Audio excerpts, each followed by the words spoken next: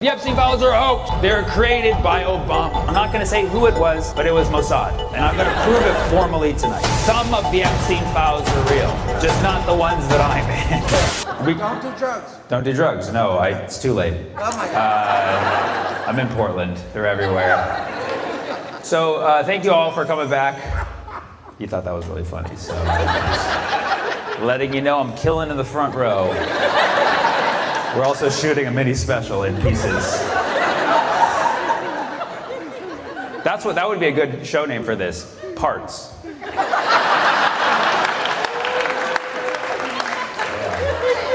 Yeah. I majored in applied mathematics. That's why I'm doing comedy at an auto shop right now. Somebody asked me, Sammy, what was the hardest kind of math that you studied in college? And the answer is something called complex analysis. Its name says it all. And if you're not familiar with complex numbers, it's complicated. The truth is, we all learn complex numbers in high school. You just might not remember them, again, because of the trauma. But you remember roughly in elementary school around the time when you learned how to take square roots? At some point, you came into math class and your elementary school teacher was like, okay kids, today we're gonna learn how to take square roots. All you do is you put this number under a little house and out comes another number that's unhoused. And you're like, that's kind of up.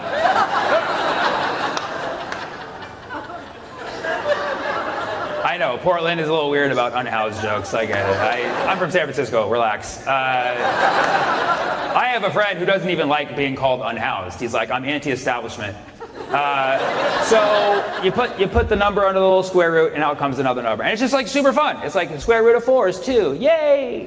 The square root of 9 is 3, woo! The square root of other bigger numbers are other bigger numbers, you know? And you're like, this is fun, I could do this my whole life, you know? That's what I thought at least. And then the teacher's like, well, have fun with it. Just whatever you do, don't take the square root of a negative number. And you're like, I wasn't going to. Why did you say that? Well, just don't do it. You can't do it. You can't take the square root of a negative number, so don't do it. I'm like, I didn't want to until now. I really want to do it. Why can't you take the square root of a negative number? Because you can't. Because you put a negative number under there and nothing comes out. Because you can't do it, so don't even try. I'm like, wow, who gave you this teaching job? But you just accept it. You just have to accept that you just can't take the square root of a negative number. But you know, it's a weird moment, but you bury the trauma. You don't really ask questions, right? That's what school teaches you, not to ask questions. So you're just like, oh, just like, all right, you can't take the square root of a negative number. You put the trauma under your square root. You just shove it down. And then you go on with your life, you keep bearing more and more trauma, and now you're in high school a couple years later, and you have acne now. Your hormones are raging. You really have a great life, relatively, but you're not aware of it, so you hate yourself and everyone around you. Portland, you can relate to that. So now you're in high school, and your high school math teacher walks in one day and says, all right, kids, today we're going to take the square root of -1. And you're like, the f*** you are. You're like, is my teacher on drugs? You can't do that. Everybody knows you can't take the square root of a negative number. Your teacher's like, why would you think that? Because my elementary school teacher said so. And I believe everything my elementary school teacher says. And your high school teacher laughs. You were lied to. You've been lied to this whole time.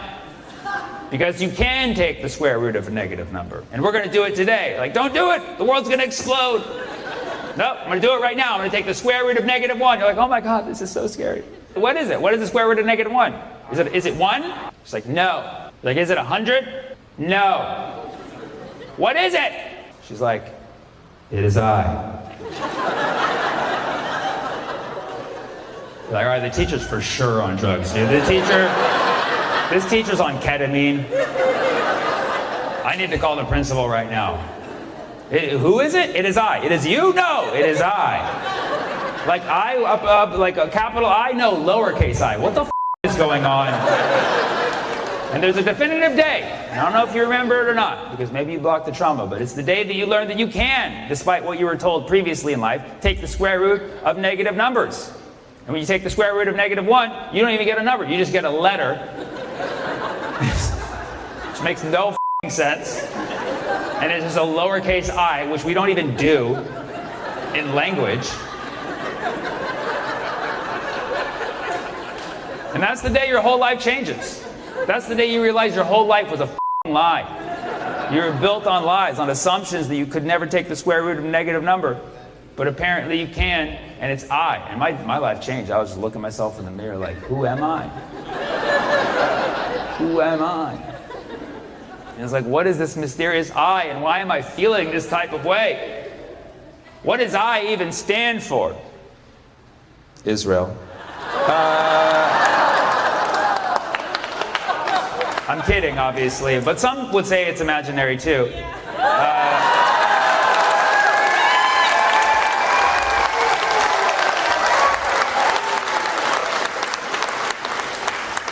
It's a long way to get to that punchline, but I took you on that journey. But really, the day I learned about imaginary numbers was just like the day I learned about Israel. Nothing was going to be the same after. But it is weird. Suddenly, you can take imaginary numbers by finding the square root of a negative number. And apparently, these are also numbers you can work with, imaginary numbers. They're basically multiples of I. So you have I, or 2I, or 3I, or 4 I's. That was my nickname. I was like, this is so f***ed up. This whole time, you told me you can't take the square root of a negative number, and you also told me that my imaginary friends weren't real. But turns out they were just the square root of my negative friends.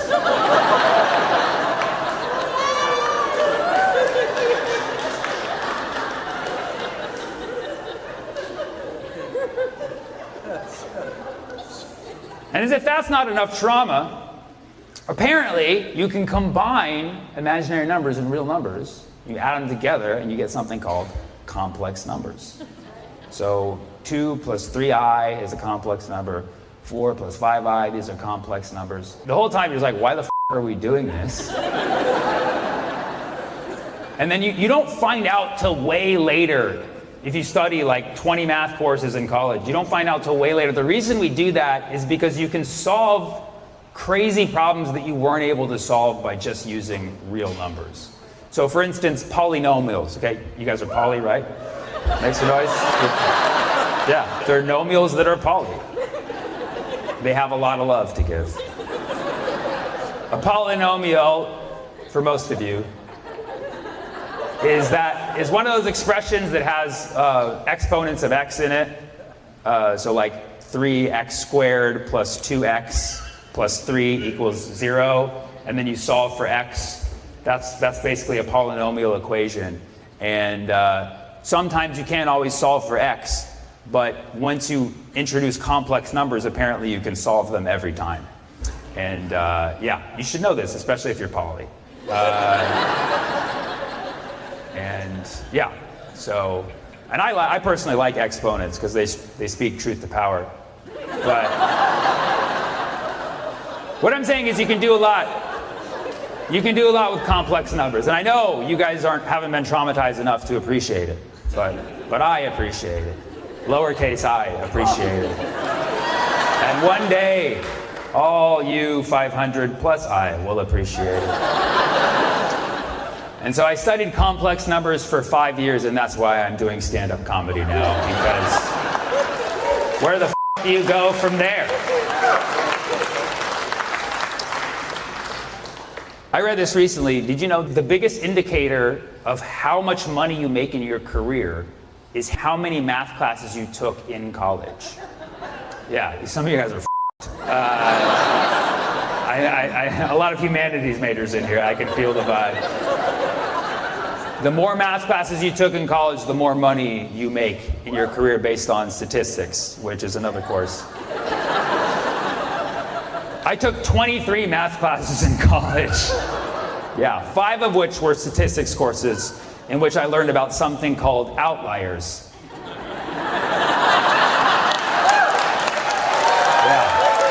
Yeah.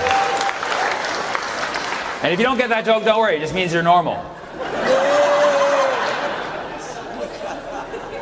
She knows math. Yeah, I know. This some people are having a lot of fun right now. Some people are like, I pray to God. Like some of you guys believe in God now. You're like, I pray to God, this is over soon.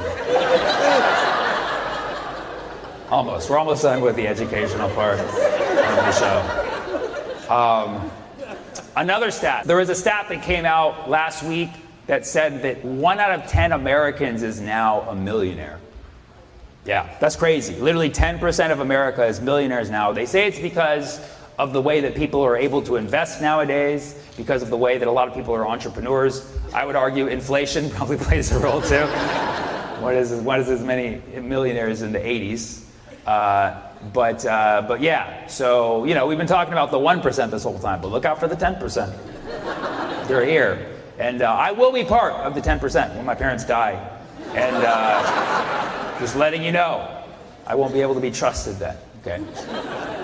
But I've always been slowly increasing my net worth. I've been doing it with this little life hack that a lot of people don't know because they didn't take accounting classes. But when I had the privilege of taking an accounting class in college. Anybody here take an accounting class? Okay. Oh, equal number of people on both sides. You got the debits on the left, credits on the right. That's an accounting joke, don't worry.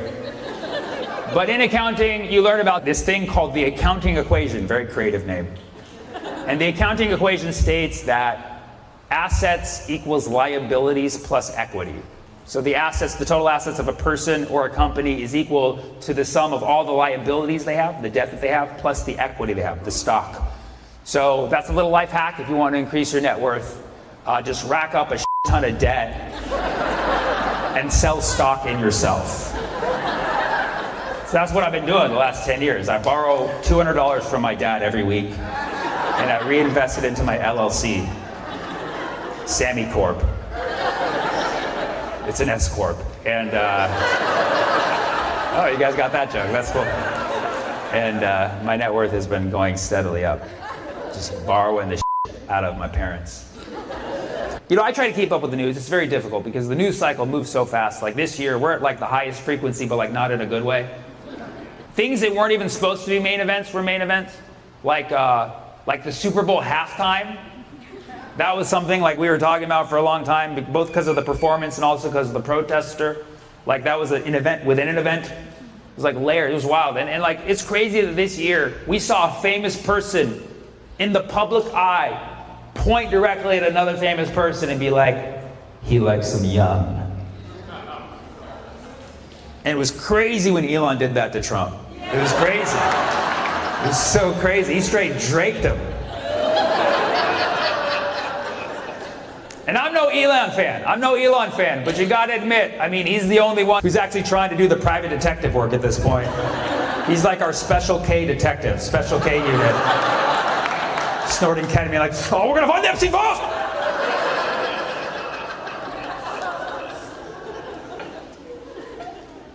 And we're at the point now where you've seen enough pictures of Trump with Epstein to know he's in that. Like, there's enough pictures that aren't AI to be like, yeah, he's in that shit. And you know, we've seen Trump lie before, but like the way he's lying right now is like desperate. It's like super desperate. Like his stories aren't even lining up in a way even worse than imaginable. Like 3 weeks ago, when everybody was like, you're in the Epstein files, aren't you? He's like, the Epstein files are a hoax. They were created by Obama. It's like, yeah, that was Obama's whole purpose. Came straight from Kenya to make the Epstein files. It's like, why would Obama even want to push the Epstein files? Like, all his friends were on there, you know what I mean?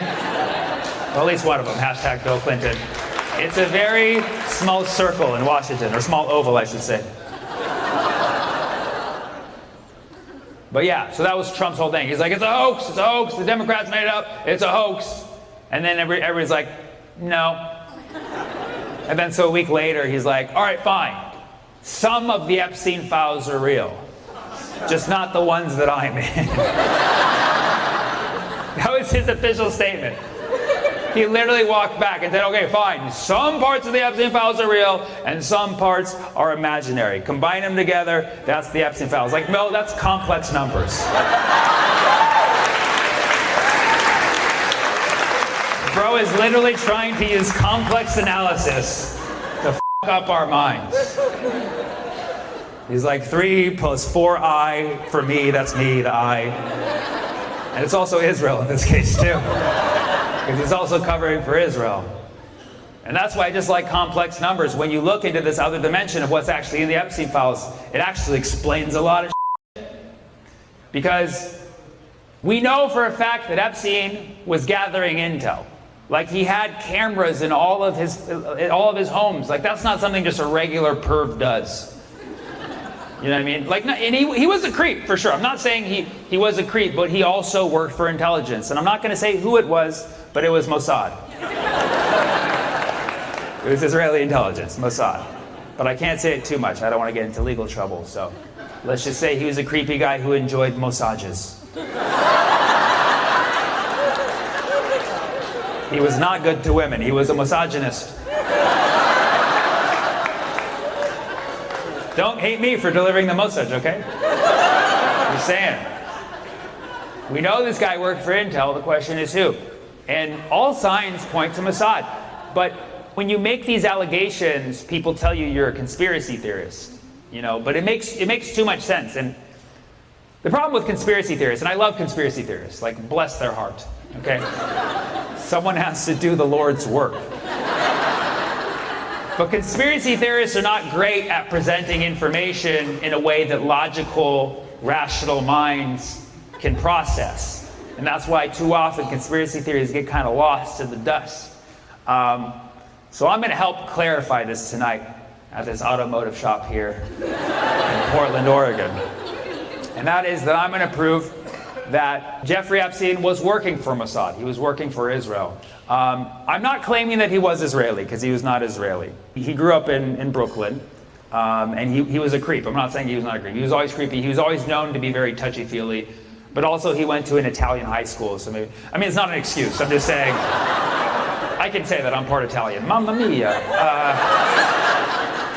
He's a very touchy-feely guy. And Epstein, he never graduated high school, and he went to college early, and he studied advanced math. We don't claim him. We're not proud of this at all. But he studied advanced math, which makes us even creepier for some reason. Because he's like, oh, I didn't know their age. Like, you can subtract, motherfucker. Like, we know, you know math. But he studied physiological math. That's like the creepiest math out there. Physiological math is the math of the human body. Ugh. Yeah, if you see somebody wanting to study physiological math, like flag that person. That person is a threat. And then he never even graduated. He went on after that to become a physics teacher, which is another red flag. Because when I heard that, I thought about it. I remember in my high school, there was 2 physics teachers who were both sex offenders. That's enough for me to make a conspiracy theory now. I have 3 data points. That's enough. That's enough for a correlation for sure. Yeah. Physics teachers, they get physical, okay? I'm not saying all physics teachers are creeps. I'm not saying that they all force themselves on people. I'm just saying they mass times acceleration themselves onto people. This theory's good. It'll gain momentum pretty soon. It's important. Once you understand the weight, once you understand the gravity of this theory, you'll take it seriously. So we know Epstein was a creep, and we know he was American. That's where the creeps are made, okay? So I'm not claiming he was Israeli, but I am going to claim he was an Israeli asset, meaning he was working for Israel. He was collecting intel for Israel. And I'm going to prove it formally tonight. So, thank you, one person. Because this has not been done by any conspiracy theorist or any stoner out there, okay? I literally had to really put this together in a logical, grounded argument.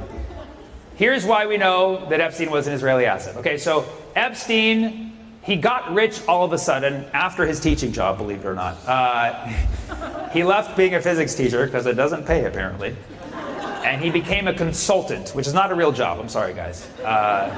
Sorry if that offends any consultants in here, but if you have a problem with it, let's talk after the show. You can bill me after. It's a great business model you have.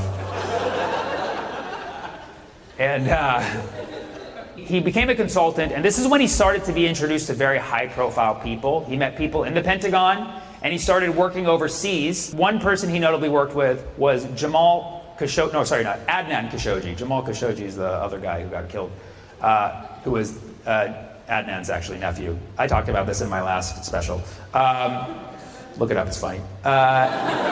It's not funny, it's actually scary. So Epstein worked with this guy named Adnan Khashoggi, who was a figure in Saudi Arabia, and they worked together to finance a military operation, which was called the Iran-Contra affair. This was a really big deal in the 80s. The Iran-Contra affair was where Israel was funneling weapons into Iran to stir up a regime change, which is not relevant to now at all. History does not repeat itself. Nothing to see here. But even back in the 80s, they were trying, still at it. And Epstein was the one who helped finance that affair. And so he had to work directly with Israeli intelligence. So clearly he was introduced to Mossad. He worked with Mossad. He financed an Israeli intelligence operation. And suddenly he got very rich after that. His net worth went up, okay? And after that, he got even richer when he met a man named Leslie Wexner, who was the CEO of Victoria's Secret, which a perv would want to work with. And Leslie Wexner was a known Zionist. He had a lot of stock with Israel and Israel's economy. And when Epstein started to work with him, he suddenly got a lot richer. Then Epstein was introduced to Ghislaine Maxwell, which I don't know if you've heard of this lovely woman. She was Epstein's accomplice in the whole sex trafficking scandal. It's been proven, it's been documented, and they say Epstein's dead, obviously, and they say Ghislaine's in jail. I don't even think Ghislaine's in jail, to be honest. I actually bumped into her at the store last week. Yeah. She was like, "Pardon me." I was like, "No, thank you."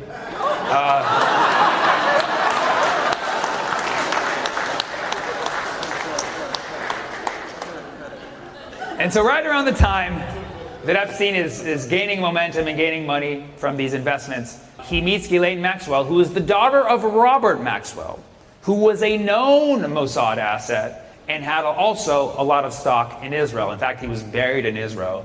That's how much he loved it. And so Robert Maxwell, he died of natural causes. He mysteriously fell off his yacht one day. And suddenly Epstein got very rich shortly after. So again, nothing to see here. But yes, those were basically the three moments where Epstein suddenly got a lot of money, and then he used that money to basically fund buy a lot of cameras. Cameras are very expensive. So we know that the money he used for this operation, this intel operation, was leveraged by Israel. At the same time, he became acquainted with a lot of very powerful people, and very powerful people who were associated with Israel in some way. For instance, the former Prime Minister of Israel, Ehud Barak. Not Ehud Barack Obama, that's a different Kenyan. But Ehud Barak, who is the former Prime Minister of Israel, who became buds with Epstein and was actually seen many times on camera approaching Epstein's apartment and walking in, and he would always wear a mask, like one of the surgical masks. And this was pre-COVID, so just shows this was trying to hide. Isn't that crazy? This guy got caught on camera going into Epstein's house only to be recorded on more cameras. This guy had no idea what was going on. So Epstein worked with him, former Prime Minister of Israel. Also, Bill Clinton. A lot of pictures of Clinton with Epstein. It's not a good look. And Clinton, obviously, very tied to Israel. He was brokering all those deals in the 90s. Alan Dershowitz, who's Israel's lawyer, who was also Epstein's lawyer, and then a bunch of other prominent people who, let's face it, most of them are Zionists anyways. And he was associated with all these people who were directly tied to Israel. However, all of these people who he was associated with, as soon as they started hanging out with Epstein and doing all these God knows what behind closed doors, Israel started to distance themselves from these people. So you can look it up. Israel started to distance itself from Ehud Barak, from Bill Clinton, and from anybody that Epstein was associated with. I wonder what they knew. Because these people posed a reputational risk for Israel, which says a lot. If you're threatening Israel's reputation, you've really f***ed up. These were all Epstein's friends. They were all reputational risks for Israel. And so that's why I can make this formal proof, because Epstein got all of his money from having stock in Israel. And he knew all these people who were liabilities to Israel. And liabilities plus equity equals assets, Epstein was An Israeli asset.